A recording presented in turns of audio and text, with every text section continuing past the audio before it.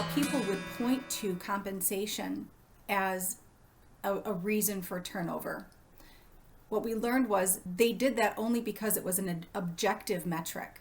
It was something that was very clear. You either were making more or not.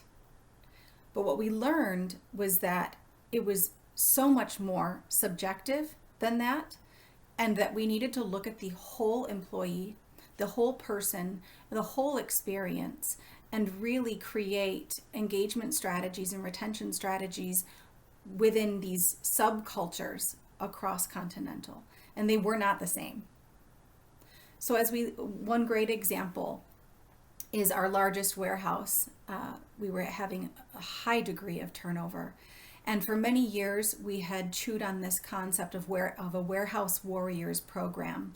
This was a bit of a homegrown initiative that had started about 5 years ago, initially just celebrating the values of that subculture and what it meant to be a star player on the team.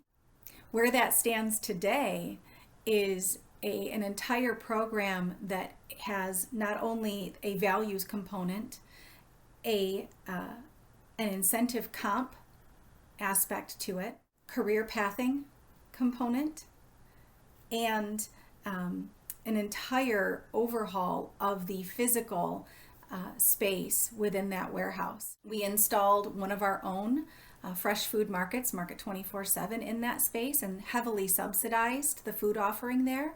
We also are offering hot food delivery through another aspect of our company. And it was almost overnight the impact that overhauled program had on the culture.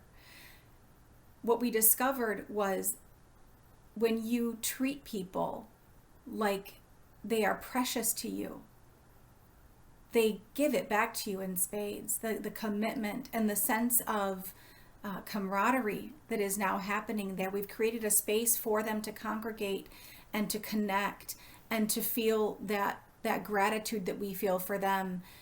I'm not trying to be dramatic, but it was truly overnight, and it was like turnover practically disappeared.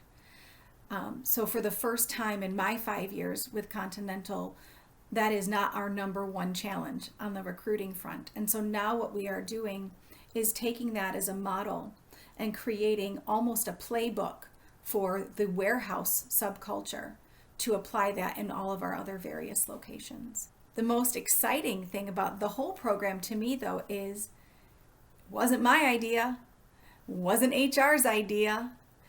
It was actually the people's ideas.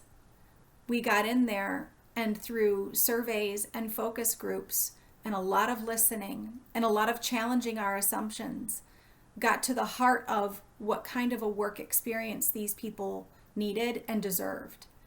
And so what we were able to deliver to them through deep partnership with the operators was the cultural experience that they had designed for themselves. And that's why it worked.